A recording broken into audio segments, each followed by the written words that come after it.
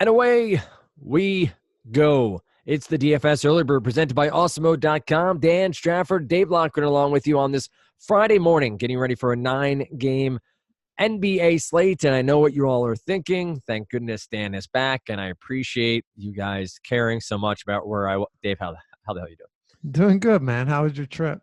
It was good. It was actually pretty awesome. Austin was freezing while I was there. I was in Austin, Texas for a couple days. It was 36 and 29 degrees respectively.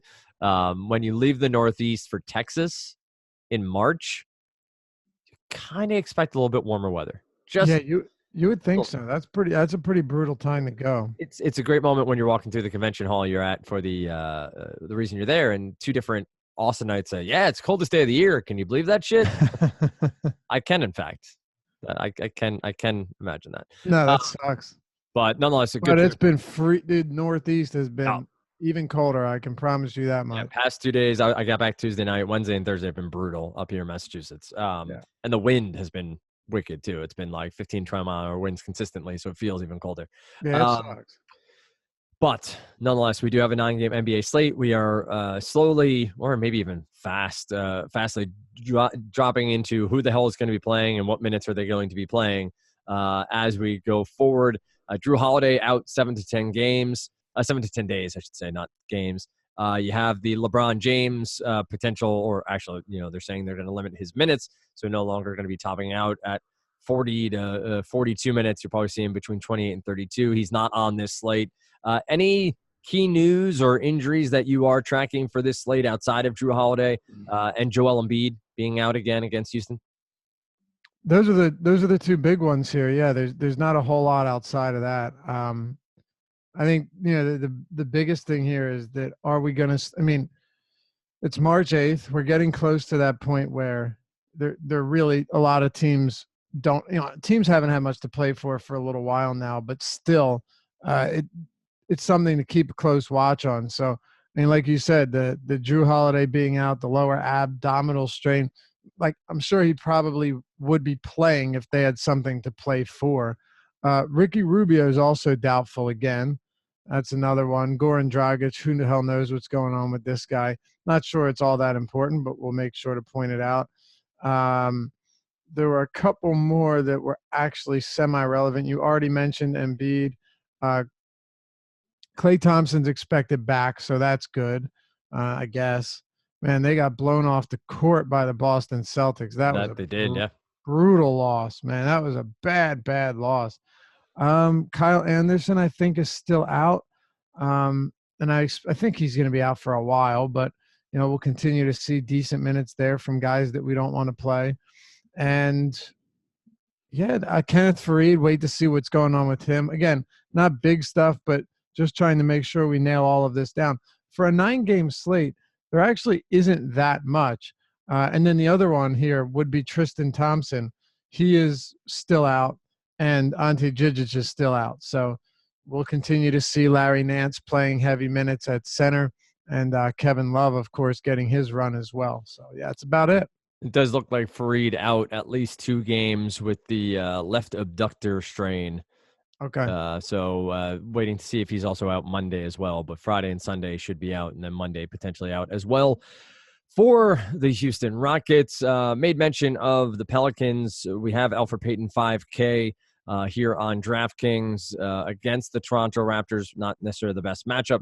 This is a Pelicans team that's been playing in the highest pace in the NBA over the past 10. Now you have Holiday out as well. Probably going to see all the minutes he can handle in that situation. We'll get to him as we roll through here. It is a slate that has Harden, has Westbrook at the top, Luka Doncic and Ben Simmons, both sub 10K still. Steph Curry, you have Donovan Mitchell at 84, Kemba Walker against the Washington Wizards, which has been a prime matchup we've had some fun with. He's at 81. Levine coming off, I'm pretty sure, if I remember correctly, a pretty solid game where, 53.25 DraftKings points, 39 points, 5 rebounds, 4 assists against Philadelphia. And then you have Chris Paul down here at 7,500, Conley, Lowry, a pretty stacked position. No surprise here. Top end, who are some of your favorite plays, Dave?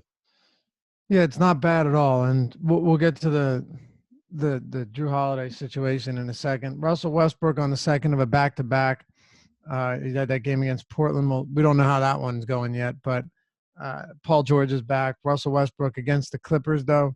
Pretty strong spot. We don't have a line. Actually, we do, which is kind of strange. There is a line on this game, huh? That's weird. Clippers by 1.5, 236.5 total. Usually that wouldn't be the case with a team on a back-to-back that hasn't played yet, but whatever.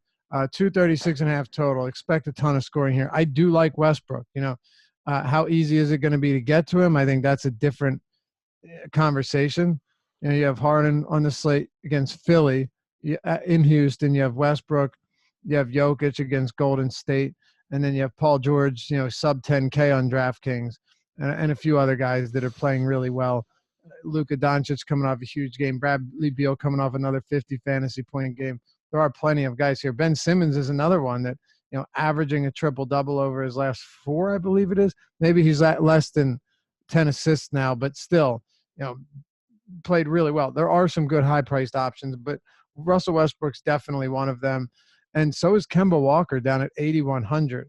You're getting Walker at a discounted price point against this Washington backcourt that has struggled to contain opposing point guards all season long.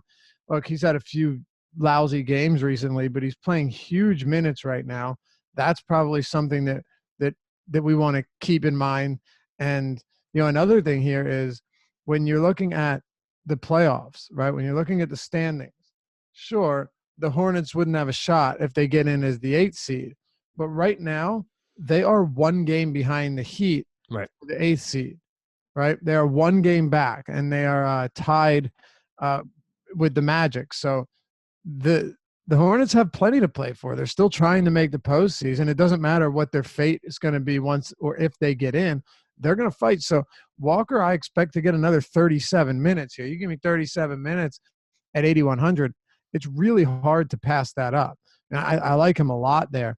I think that's probably why it would be a little bit more difficult to get to, Ben Simmons. He's been great. I have no issues with him. But, Walker at $1,000 discount is really appealing. Kyle Lowry against the Pelicans. He's cheap. Do I go there? Probably not. Once again, I think point guard gives us enough to where it's not really necessary. It is a very, very good spot. And if you look at his playing time recently, he's getting a ton of minutes, just a ridiculous amount of playing time, 40-plus minutes in 3 straight games. That's pretty interesting, Dan. And I think it clearly has an impact on whether or not he's valuable. But I don't know if you're loving him just because he has not been great with Kawhi Leonard on the court this season. One of the big ones, though, sure, it's a tough matchup. You don't like rostering guys against Toronto. But on the other side of this game, Elfrid Payton, right? With Drew Holiday out, there's no doubt that certainly makes a difference. And, Anthony Davis playing, 20 minutes, 21 minutes a game, that's obviously not something that we're too concerned about. But the big thing is just, ball handling responsibility that is going to get tossed heavily towards Elfrid Payton. And that's, I think, what I like the most about this. You take Holiday off the floor, and now Elfrid Payton is going to be bringing the ball up the court in almost every instance. And I would expect him to get a lot of work here as a passer. So Payton at 5K flat is going to be someone that's really difficult to ignore. I don't really care if it's against Toronto either, honestly. It's not a big deal to me. He's 1.05 fantasy point per minute guy with Holiday off the floor this year, 23% usage, 37% assist rate. Granted, only around 200 minutes, but still, we know that it's going to make a significant difference there. And I have no problem getting to Payton. He will be popular, of course. Also, keep an eye on who starts. If it's Frank Jackson, minimum salary, you could do worse than that. We'll obviously have to see what the situation is, but I think Frank Jackson would probably be one of those guys that we're considering as a dirt cheap punt. The interesting thing too, Dan, is that Tim Frazier's no longer with the team. Right. Yep. So you have no Holiday and you have no Tim Frazier. So when you look at this team, there's not exactly a whole lot of guys that Alvin Gentry is going to run here. I don't think so, unless it's like Darius Bertans or something. But I'm not sure that's the case. He already hasn't even played. I know his contract was finalized, this and that, but he's a 2 guard anyway. He's not a great ball handling guard. I wouldn't worry about it. I think Peyton is probably one of the top guys here. And just to round it out, if we're looking at any other value, well, I'll get to him at shooting guard. I think that pretty much sums it up. Reggie Jackson, I'm not big on. When Ish Smith's healthy, it's tough for him to get to 30 minutes. Yeah, I think there's a handful of players that we talked about that are in really good spots, but it's not a super deep position where I don't, where I'm worried that there's just too much that I can't get to everyone. For the game log watchers, someone like, and you made mention of Kyle Anderson before, a bunch of guys you don't want to play, but DeLon Wright with back-to-back good games, one in 36 minutes, the next in 26 minutes, 25 points, 4 boards, and assists, a block, 2 steals, 37 DraftKings points. He's at 4,500 here. He's point guard, shooting guard eligible, so we can sort of take the conversation over to shooting guard. Just not the best matchup against Utah. Is he off the radar just because he still is simply DeLon Wright and you're not expecting more of the same? Or is that price point still reasonable enough for some upside on minutes that he should be considered? No, I mean, he's been playing really well. I expect 26 minutes from him, and the reason for that is simple. Number one, Mike Conley is going to get his 34 minutes or 35 minutes. Scored 40 real points last time out. And Avery Bradley had been in foul trouble a few games and then got injured and came back and then left another game. But if Avery Bradley's not in foul trouble or isn't injured, he's also playing 34, 35 minutes. So DeLon Wright's basically going to get all the backup work there. He's going to get 26 minutes a game. But I would definitely expect I don't expect to see the 36 minutes or whatever because, on March 3rd, when we got those monster minutes from him, I think it was 36, Mike Conley was out. And when Conley and Bradley are healthy and there's no trouble, I'd expect around 26 minutes from DeLon Wright. And the guy I said that I was going to mention at shooting guard was Avery Bradley, and he's basically the same price as DeLon Wright. On a per minute basis, he's been actually very good with 20+% usage since coming to Memphis.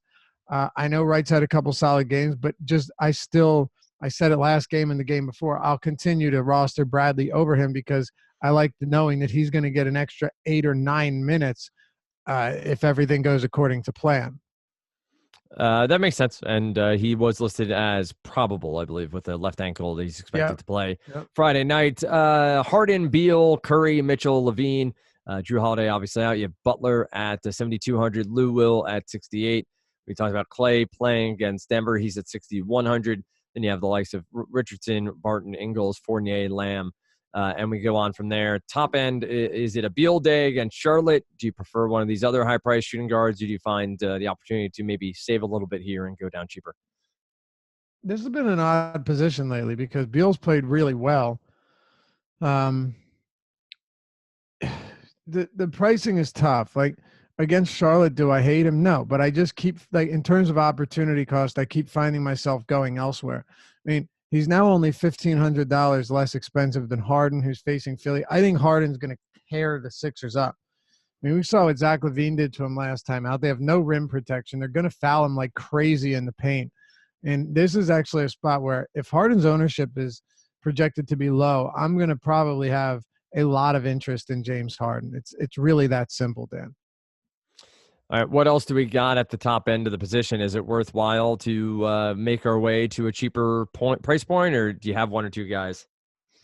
Yeah, the top, not so much. Like Devin Booker was my guy on Wednesday, and he was someone that I was taking a stand on for better or worse. Fortunately, it was for better.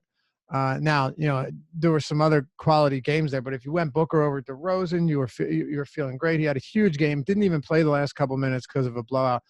I don't see the other mid-range value being there. I think Jimmy Butler's fine, Dan. I don't hate him, but I'm not going to Donovan Mitchell in this game. I don't think the other mid-range guys stand out to me. Anybody you want to mention? Who else do we got here? Like, where else do you think we can lean? Maybe a couple of Well, names. what do you think? Where are you at in the mid range? Is there someone that stands out to you? No, that's the thing. This position seems pretty scarce, to be honest, of guys in good spots that I would trust in lineup construction. You talk about a Tim Hardaway Jr. going way cheaper, 4,700. He's been playing a decent amount of minutes, coming for the Dallas Mavericks. A couple of ho hum games in a row here. Don't want to box score surf too much. A matchup with Orlando seems high enough on the checkbox list to be in play. But seriously, the mid-range between the Murrays and Bartons and Richardsons, Fournier, Lamb, there aren't really names that are popping out at me. I guess Zach LaVine at 7,500. That's not mid-range, is it? No, it's not. LaVine's mid-range. I'm sorry, he is, but I don't see myself getting there, honestly. Like, he's coming off a huge game. He was great. Philly's defense was just out of control bad, though. I mean, that was egregious, man. I was blown away by how bad they played him. I don't know if you saw the last play. I didn't. No. Butler and Mike Scott didn't communicate. They inbounded to Zach LaVine, and Scott and Mike, instead of switching, both guard Robin Lopez rolling to the rim, and leave Zach LaVine to drive into the paint uncontested to the rim to score the game-winning bucket. I mean, it was really bad. Look, Jeremy Lamb is fine. He struggled last game, but aside from that, he's been playing well. You're always going to run that risk with a guy like Lamb. Sometimes he just totally disappears, right? And he's still cheap enough on DraftKings 56. Klay Thompson 6,100, another tournament play that I would expect to go vastly overlooked. Sometimes I'm wrong, and guys like this aren't, and they end up being way more popular than I initially suspected. But I don't think Klay Thompson will be, and I don't hate that. And then you're getting into guys, I'm talking like this, not mid-range, but not punt. Nick Batum, we've seen Borrego right now, and they're making a push. Batum's minutes are monstrous right now, 37, 38, 37, 41, 40, 42, 39. So, even if you're talking about a player whose per-minute production has been, anything but stellar on the season, averaging 0.78 fantasy points per minute, if he's playing 38 minutes, it's against Washington. I don't think Batum is actually a terrible play here. Honestly, Dan, I'd prefer him over Jeremy Lamb. I think if I'm getting those extra 4 minutes than we've been getting from Batum on the season, 4 or 5 minutes, that's enough to say that it puts him ahead of Jeremy Lamb for me, because Lamb's minutes are less stable. And he's also someone that can fall off the face of the earth as well. I also think Avery Bradley, he's still mid 4K price point. And yeah, it's not a good matchup against Utah. This game's got a heinous 213 total. Believe it or not, it's tied for the lowest on the night with 2 other games. Yes, you heard me right. 2 other games have a 213 total in 2019. Miami, Cleveland, Memphis, Utah, and Orlando, Dallas. That's pretty incredible. Aside from that, though, like we talked, Frank Jackson, he should get a decent amount of work. Terrence Ross is there if you're looking for some type of value and you're looking for low ownership. He'll certainly be under-owned. JJ Redick is just not a guy that I can get to. He scores 30 real points and has 32 fantasy points. Right. It's tough for me to get there. I mentioned Jimmy Butler. Look, it's not the worst we've seen this position, but quite frankly, for 9 games, it's really not that great either. For 9 games, you would think it'd be a whole lot better. And do you have FanDuel pulled up? I know we are pretty DraftKings centric on the early bird pod because it's just kind of a foundational look. I'm pulling it up now. I just wanted to see what shooting guard looks like, because without him, so you do have Doncic there, which makes things a little bit better, right? We don't have that on DraftKings. So you have Harden at 12K, Beal at 10.5. Doncic at 9.8. So he, to me, is going to stand out immediately. Butler at 8.2. Thompson's up at 7.4. Lamb's at 6.6. Bradley's above 6K. These price points are definitely up there. Terrence Ross is really cheap. So there's one guy. Danny Green is another one. Look, I hate playing Danny Green. but on FanDuel, he's 4,300 against, the Pelicans, who are down their best guard defender and don't have anything to play for. I don't know if you've seen anything else, but yeah, on FanDuel, I would expect, just seeing what we have on DraftKings, that once you get below these top price guys, it's not going to be all that pretty. All right, Lou Williams might not be crazy here in tournaments, just because the pace of play in this game. This feels like one of those games where Lou could go for 40 real points. Is it a Luke Kennard sort of night? Is that how desperate we might be at shooting guard, playing 30-plus minutes against Chicago Bulls? Well, no. See, the reason is I just rather, like, he hasn't even been bad, but I just know, like, Kennard could come out and play 22 minutes. At least even in a less appealing matchup, Bradley's going to play 35. I at least know what type of run Avery Bradley's going to get, and that's a little bit better for me. Tim Hardaway's in that same category. He should play 30 minutes, 35 maybe, but these guys are all significantly riskier than you'd like. I'll throw this out there. I don't know if you noticed, on DraftKings, point guard and shooting guard eligible, Chris Dunn is $4,900. I did not see that. Yeah, it's pretty crazy. I still don't think it makes him a superb play, but at least someone who's got to be in the conversation. All right, let's turn the page to small forward. We have Paul George at 9,700, Doncic at 9,300, Simmons at 9,100. We've talked about both of them a bit. At point guard, Kevin Durant is down to 8,900, Kawhi 89 as well. Tobias and Jimmy Butler 74, 7,200 respectively. Aaron Gordon, Gallinari, Winslow, Otto Porter Jr. Is sitting at 61. Then we're quickly into the high 5Ks with Batum again, and we talked JJ Redick already. We've talked about a lot of these guys who are shooting guards, more small forward eligible. Do you like George in this matchup against the Clippers, sub 10K? What are your thoughts on Durant and Kawhi Leonard? Yeah. So I also should have mentioned Shai Gilgeous-Alexander is not someone I like to roster. He's another one of these cheap guys that, because you've got a 237 total game against the OKC team that plays at a lightning fast pace, SGA is not a terrible option either. Look, I hate giving out a ton of names at a position, but at shooting guard, I'm just giving you guys that you can cycle through and, close your eyes and point your finger to one of them. But, Bradley, I think, would be the safest in terms of minutes. Gilgeous-Alexander has the best matchup. And then guys like Batum are there as well. He'll also play 38 minutes or so, a bunch of those. And keep a watch on Frank Jackson. Just wanted to recap that and throw SGA in there.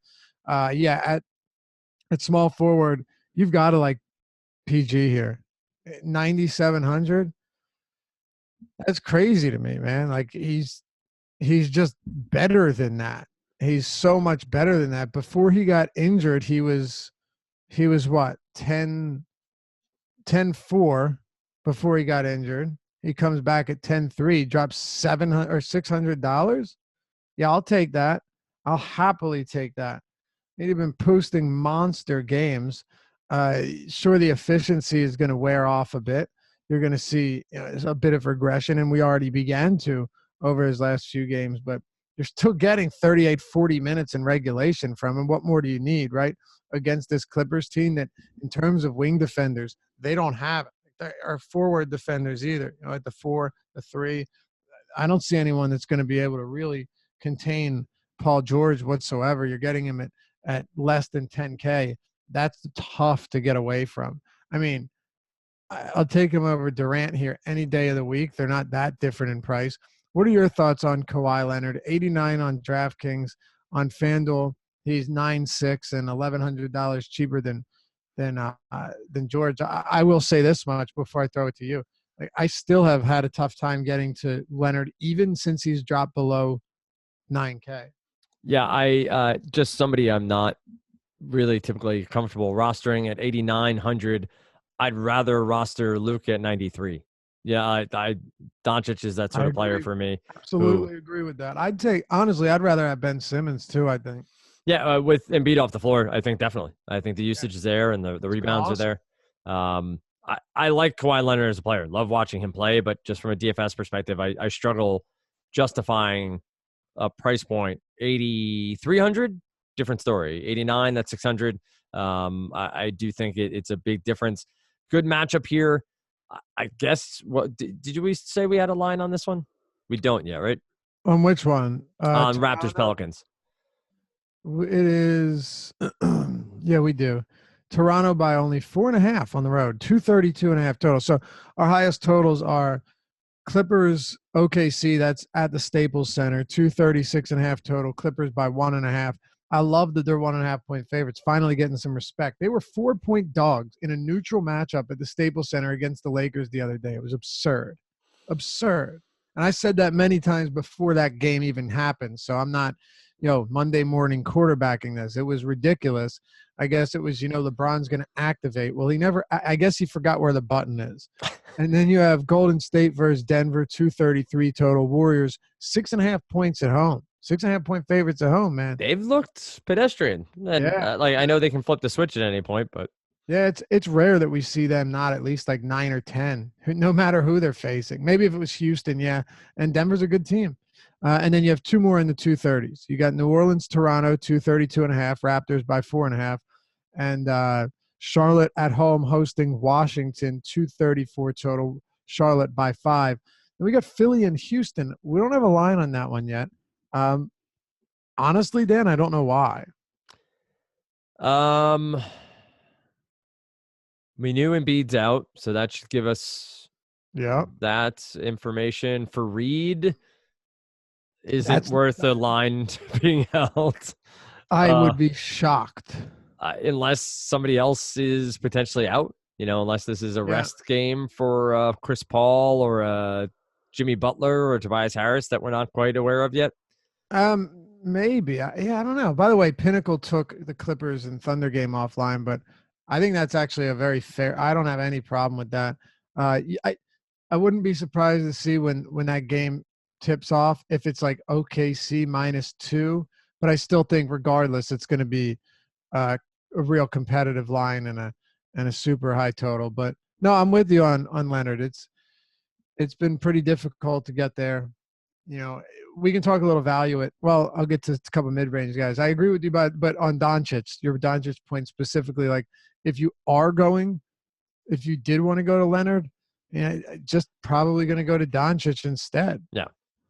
They're pretty much the same price. And if that's the case, you're still going to see Leonard projected pretty high in places, and that's fair. It's a very good spot, but he hasn't needed to take over in games, and you can't say that for Doncic. Like Doncic is kind of forced to do everything. Leonard put the nail in the coffin the other day against Portland. But I think it was Portland. Was it? I think it was. Yeah, I was watching it. It was beautiful. But he didn't need to dominate the entirety of that game. Right. It was Portland. He won it on that last possession. Yeah. So anyway, and that was the best game he's had in a little while. Jeremy Lamb, we talked about Butler, Doncic, all of these guys. Gallinari, I mean, here's another one where if you want to play Gallo, fine. He's been, he's literally had 34.75, 34.75, and 35 over his last 3 games. That's really what you're hoping for out of him. If he gives you 40, you're ecstatic. Those honestly aren't the type of guys that I'm looking to roster. I can hope for similar production out of Nicholas Batum at a cheaper cost. You know what I mean? There's a lot of guys that you don't need to.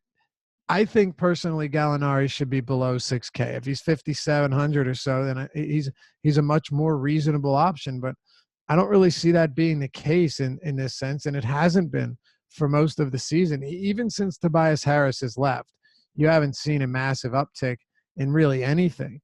Production per minute, usage, it's all pretty much the same as it was, and that's who Gallinari is. Royce O'Neal, dirt cheap. You do what you want with him. He is going to get minutes with Ricky Rubio expected to sit. He played 40 minutes in regulation against Denver. What was it? A week ago? Yeah. With Rubio and Raul Neto out. And Neto is, I thought he was expected to sit. We'll see. I don't know. I thought I saw he was closer to doubtful. pay attention though, because he could start if Rubio's out and Neto's active. You could see Neto start over O'Neal. If that's the case, he would actually be decent. Neto's 3,200 on DraftKings. You could do worse than that. But value here, you're looking at guys like Kenrich Williams and Marvin Williams against Washington. I don't think he's terrible if he's playing 30+ minutes. But really, the point is that's the type of value you're looking at here. It's pretty bad in terms of cheap plays. Hey, by the way, did you see what happened with the Sixers and Bulls game the other day? Which? So the Zach LaVine scores. Right. 0.5 seconds left. Sixers go to inbound it out of a timeout, and the buzzer goes off. And I thought to myself, man, that buzzer went off like before they even got a chance to touch the ball. And I said, wait, how is the even half a second? The ball has to be touched before the clock starts. So it's dead. Everyone goes to the locker room. The game goes final. They start the post-game show. 5 minutes later, they go back to the refs on the replay screen, and the players are coming back out onto the court. Oh, right? Wow. Yeah. This is the first time most of these guys have ever seen that happen. So they all come back on the court. They get another chance, and the Sixers inbound it. Butler bobbles it. They don't even get a shot off. Again, pretty ridiculous. But that's not the point. Otto Porter did not return on the second go-around here. Would you like to know why? He was already in the shower? No, I wouldn't even bring that up if that was the case. He was relieving himself. You'll never guess. He has plantar warts and was getting treatment. You will literally never guess. His mother called and said that aliens had landed in her backyard and that he should come check it out. All right, well, you got it. So here's what happened. He had a random UT urine test or urine analysis test after the game. Upon going in to do this urine, I used to administer these when I was a talking alcohol therapist. If they say they can't go, you'll give them another shot. Right. And if ultimately if they don't, you basically say, all right, they confirm it as they consider it a positive test. Well, the same rules apply in the NBA. So if Porter, by league rules, were to leave to go back while he was getting administered the UT, it would have been considered positive, and he would have. Now, obviously, you would have to think that. Well, actually, no, maybe no, because he literally never came back out. So they must have taken that pretty seriously. That is why Porter did not return to the court, because he got a random urine test immediately after the game. That's a good one. That's pretty crazy, right? I thought you were going to say he had a random UTI, and I was like, he had a urinary tract infection? Like, yes, he ran to the local 7-Eleven for cranberry juice. That was it. Who hasn't been there? I mean, come on. Yep. Anyway, let's move on to Barrett. That's a good story, though. That's one to tell. Much better than Rajon Rondo sitting in paid seats rather than on the bench. The NBA needs. That was some shit, huh? Man. So in traveling, and we'll get to power forward. We'll get to power forward momentarily, but I traveled on the weekend. So what happens? You're in a hotel, and ESPN then ends up being on a lot, right? Like it's the channel that every hotel has, and it's unfortunate, but yes, you're right. It's always on. It's always on. So I left it on, and I happened to fall asleep with it on, and I woke up in the morning to their Get Up show. They talked about LeBron James and the Lakers for 85%. Crazy. Of 3 hours. Crazy. Should LeBron sit? Should LeBron ask for these players in trade? Is LeBron to blame? Is Magic? Just kept going. Kept going with it. These media outlets and channels and reporters, like they were chomping at the bit for an opportunity definitely. Like this. This is sports media, sports journalist heaven. Really? Am I wrong? Like this is. Dude, it's the talking head heaven. Like it's the. Well, I'm not gonna lie though. When I do the Saturday Sunday show, I do at least once or twice bring it up because it's more so it's more than just LeBron. And there's a fantasy spin to it as well. Of course. It is a situation where as weird as it is, and I've never disliked LeBron, but as weird as it is, there is a part of me that is not unhappy to see this happening to the Lakers. I don't know why. And I guess it sounds sadistic and cruel, but there is a part of me where I'm like, you know what? Good. I think, Pelinka, was it Pelinka? Is that Rob Pelinka out there? Mm-hmm. And Matt Johnson screwed a lot of stuff up here. I mean, the roster construction from the beginning was terrible with Stevenson and Beasley. Well, didn't it just feel like it was kind of like LeBron wants Rondo, Lance, like LeBron wants, maybe I'm wrong. It seemed like LeBron wants these guys. Get them. It just seemed there were a lot of individual contributors instead of, there weren't the Corvers of the world or the guys who do the little things. That's not even speculation. We've seen that to be the case. Either way, the Otto Porter Jr. story much better than the Rajon Rondo sitting in the wrong seat story. What was there actually a reason for that? I thought he was just pissed. No, apparently he's done it like 12 times this season. It's just that he just sits down there because they're better seats. He was really fun with the crowd. I sat directly behind him at a Sixers Boston Celtics game years ago, well, not too long ago, and he was phenomenal. Like, he was great with the crowds, even when they were kind of like taunting and messing with him. Like, he was seriously, he was great about it. So I always liked him after that because being able to put up with the Philly crowd says a lot about your character. And I'm serious. Look, I won't get into the off the court stuff with Rondo, but there's always been a grittiness about him that I've enjoyed. Yeah, so it's apparently he's done it multiple times and just never knew that it was against NBA league policy that he had to sit on the bench and just sat there and it's the absurd nature of the NBA arena where your bench is on the same row as $2,000 a game seats. Right, and it's also no surprise that it was just brought to their attention recently, and the reason for that is obvious because it's the Lakers, and the Lakers are struggling. Right. There was a TV broadcast, and the color analysis, a color analyst said, "Oh, I don't like the look of this," and it became a thing. Like, it became. There you go. Yep. Exactly. Power forward, we have at the top our typical cast of characters: Paul George, KD. Kawhi is here. You have Blake Griffin at 8,600, Julius Randle at 8,200. More usage to go around there with Holiday out. Not sure how much more Randle's going to get here, but coming off a fairly down game of just 9 of 18 from the field and just 6 rebounds, but has this matchup with Toronto. Kevin Love, you may mention, should get plenty of minutes here against Miami. He's at 7,800. Has strung together plenty of good games. It's coming back from injury. Lauri Markkanen against Detroit. Tobias, Pascal Siakam, Gordon, Millsap, AD is down to 6,600, and then we go on from there. Who's your favorite at the top end of power forward? Yeah, I mean, Randle, it's funny. It was, technically a down game, but he still shot 50% from the field. And, obviously you weren't happy with that. I'm not saying you should be, but Randle's still a really good player and in a really good spot. And I'll throw this out to you because I find it to be pretty important. Julius Randle this year played almost two. Now, this is all the sample we have, but it's enough for now. He played almost 200 minutes with Holiday, Mirotic, and Davis off the court. I'm taking Davis off the court because Randle's playing a lot of his minutes without Davis. Even before Davis sits for the final quarter, they are seeing some staggered minutes.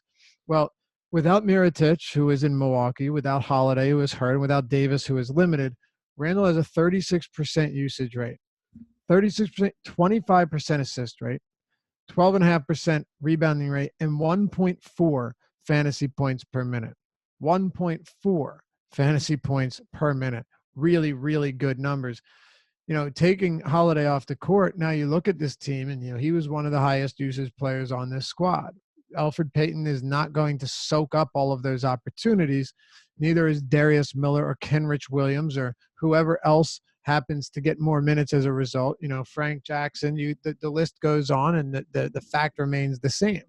Julius Randle, with just Holiday and Mirotic off the court, has a 33% usage rate, a 19% assist rate, a 14% rebounding rate, and 1.34 fantasy points per minute. So yes, I think this is a very appealing spot for Julius Randle.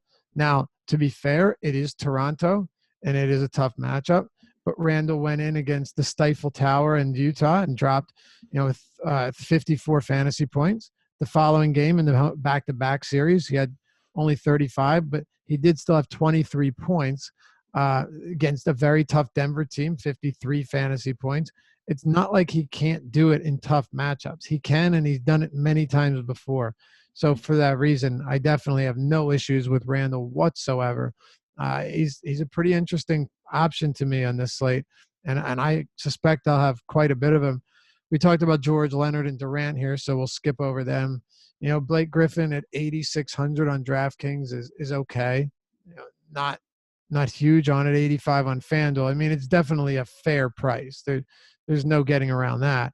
But I just kind of prefer Julius Randle at a slightly cheaper cost, even though, Blake's had a solid season. Now, on FanDuel, Blake's $500 less expensive than Randle. That's a little bit different. There we can have a different conversation for sure. Kevin Love played 31 minutes last game. Definitely a better matchup against Brooklyn than it is against the Heat. But, 7,800, if he gets 30-plus minutes, he has been producing like 1.4 fantasy points per minute on the season. Very good stuff out of him. And I don't have an issue with sub 8K Kevin Love on DraftKings. So that's where I'm at in the mid-range. Once you get into the value territory, it's a little bit different. We talked more. You mentioned Larry Nance Jr. before. He's at 6K. I know you mentioned him at center, but you do have power forward eligibility here on DraftKings. So yeah. So last game, I was very high on Larry Nance, and the reason for that is kind of simple. Brooklyn is just a sieve when it comes to opposing fives, and we saw that be the case.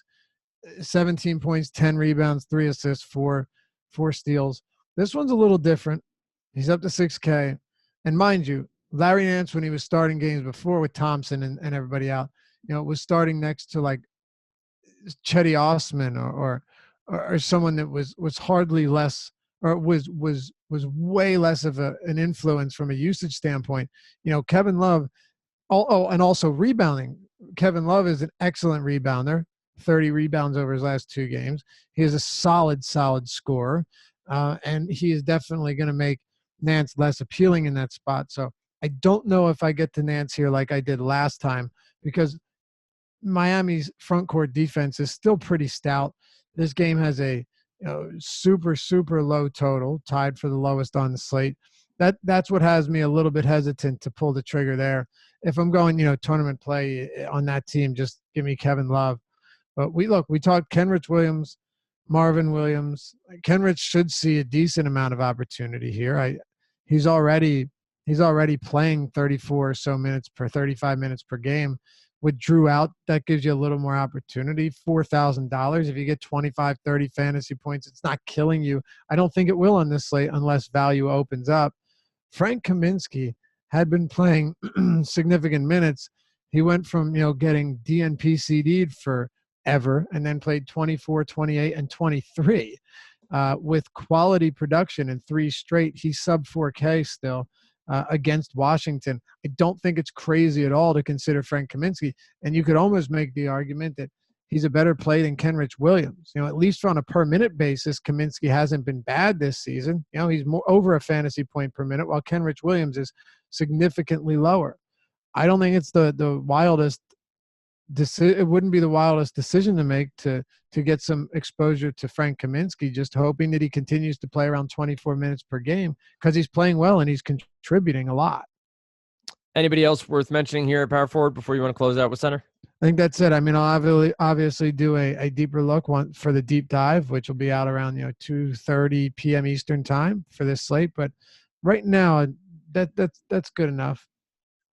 Don't forget, you can use the promo code EARLYBIRD, that's one word, EARLYBIRD, to get 1 month at 50% off to start your subscription to Osmo.com. Would be happy to have you on board. That gets you access not only to the deep dive that Dave just mentioned, but to the projections and to Alex's grades and to the lineup builder and so much more over at Osmo.com. Let's close it out with center. Always a position typically of always a position. Typically, that didn't make any sense. Typically a position of depth. It is always a position. It's nothing other than a position. There was a comment in there somewhere. There is Jokic at 10-1, Vucevic at 9-2, Drummond 88. Then Randall and Griffin, you've already talked about. Gobert's at 8K. DeMarcus Cousins up to 7,600, has been hovering in and around, I think, low sevens over the past couple of weeks. Markkanen is center eligible. Capella at 6,700. Valanciunas is at 6,500. Hasn't found those absolutely consistent minutes yet with the Memphis Grizzlies, but when he's playing 26 to 32 minutes, has been putting up points. What do you got at center? Whenever Joval plays that many minutes, he puts up great points. You know, that's what we love about him. 6,500 against Utah. I mean, I can assure you of one thing: he will be super low owned. So there's that. Aside from the low ownership, you know, you don't love him against Utah. Gobert hasn't been as dominant, especially in pick and roll defense this year. By the way, NBA player tracking is finally back up, which is pretty exciting. It's been down for almost the entire season, Dan, since 8 games in around. So it's finally back up. That's very good to know. Jokic at the top against Golden State. I like Jokic a lot, obviously. And this Warriors team doesn't concern me. DeMarcus Cousins defensively has not looked very good. I don't think there's any denying that.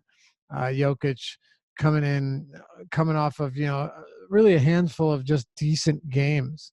41, 49, 44, 51. For most players, that's excellent. But for him, it's not exactly what you're looking for. He shot 5 times against the Lakers. I think a lot of it had to do with the fact that they just had that game in hand. Even when it started to get a little bit, the deficit started to narrow, he still wasn't all that concerned from what I saw. Vooch really disappointed against the Sixers, big time. I think he bounces back here against Orlando. There's nothing about a Dwight Powell, Dirk Nowitzki front court that concerns anybody. How much Vooch you get to is another story, though. I think it'll probably be kind of tough because you got Julius Randle $1,000 cheaper. You have DeMarcus Cousins, who has come back down to a reasonable price at 7,600.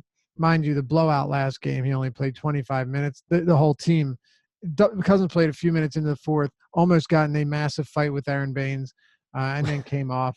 But look, he might not be helping this team. I'm not really sure we have a definitive answer to that yet. We don't have a big enough sample, but if he's going to play 30 minutes, I have no problems with Cousins there. He has still been a elite per minute guy on the season and will continue to be. There's no reason to believe that he wouldn't. I definitely like him. Clint Capella against Philly too. I was wrong on Vooch, talking, opposing centers against Philly with Embiid and Boban out. And then it was an unpopular take, but I said, and look, if you didn't play this guy, you clearly didn't get hurt by it. But I'd mentioned that Robin Lopez could be a very strong option here. Yep. There's easy buckets around the rims, nice rebounding. And he had 33 fantasy points, and 19-9 is a good game for Robin Lopez. Imagine what a talent like Clint Capella can do. He's only 6,700. Capella at that price point is way underpriced in my opinion. Even if he hasn't been stellar lately, he's still getting 34, 35 minutes per game. So that's where I'm at in the mid-range. Steven Adams is on the second of a back-to-back, but against the Clippers, I do like him. And then keep this in mind, Dan, if Marc Gasol starts, I'm going to go and bump him back up to the playing time that he had been getting, which means that he becomes a much more appealing play. He was, about an hour before lock on Wednesday, we found out that Nick Nurse was going to run him off the bench. He went from playing 32, then 38 minutes to 18. The one was overtime, so 33, but still to 18 minutes off the bench. If he starts again, I'm okay giving him 30. And against this Pelicans team at 5,600, what isn't there to like? What do we got with someone like, it's not necessarily a play here because I know the minutes are completely out of whack right now, but Hassan Whiteside went old school on us last time out, played just 20 minutes, but had 46.25 DraftKings points, 18 points, 15 rebounds, 4 blocks. He's a stud. I mean, we all know how good Hassan Whiteside is when he actually gets the opportunity, but This would seem like a prime spot, right? If he were to play 28 to 32 minutes against Nance and Love. You would certainly think so. I mean, hell, Nick Nurse was running out Ibaka, Siakam, and Gasol against Cleveland the one day when you had like Nance and Jijic on the floor. It's still a big front court. I don't know though. You're right. There, if he could play 29 minutes here, so I'm with you. Yeah, Whiteside. The more I think about it, Whiteside, and he is only averaging 21 minutes in 3 games against them this season. But you get a little bit of exposure. It's super low ownership. Whiteside always has the ability to just blow that price point out of the water, because if he does play 28, 30 minutes against Cleveland at 6,400, everyone is going to wish that they had him in every lineup. Anybody else here at center you want to take a look at? I think we're good. All right, that's going to do it. You find Dave over there on Twitter at Loughy_D, LOUGHY_D. He's on Sirius 210, XM87. Saturday and Sunday, you want to check that out with the Awesemo Show over there. Don't forget, as well, you can find me Saturday mornings, 8 to 11 over on Fantasy Sports Radio. I will be with EMAC Saturday morning here on the DFS Early Bird as Adam rounds out his time in San Francisco, apparently spending way too much money on sushi on Friday night. So that is why I'm covering for him. I see you got the same instant message that I did. So good for Adam. Vaya con Dios, Adam. Vaya con Dios. And then Dave and I are back with you Monday morning on the DFS Early Bird. With that said, we wish you nothing but the best of luck. I guess you can find me on Twitter too, at Dan Trafford. But wish you nothing but the best of luck on Friday's contest. You're about to forget. Oh, I am about to forget. Thank you. I got you, bro. Almost. I was off for a couple of days and everything gets messed up. I got you. Harden, Westbrook, Jokic. Ownership will play a role, but if Harden is going to come in way lower than all of these guys, man, I'm going to have a tough time steering clear of Harden. It's going to be real tough, especially seeing what some of these guards have done, and no rim protection with Embiid out. Yeah. Yep. This seems like a game where James Harden's going to the free throw line 18 to 20. Times. Yeah, like 8 to 20 times easy, and potentially up in the mid-20s. And one, you've heard Dave say it many times over here on the podcast, shoot first guards against the 76ers all season long. And this is what James Harden does. So that's where I will be starting as well. May not end up there, but definitely where I'll start my research on Friday. With that said, and thank you again for the assist therein. With that said, wish you the best of luck on Friday. We'll be back with you tomorrow morning, EMAC and myself, right here on the DFS Early Bird, presented by Awesemo.com.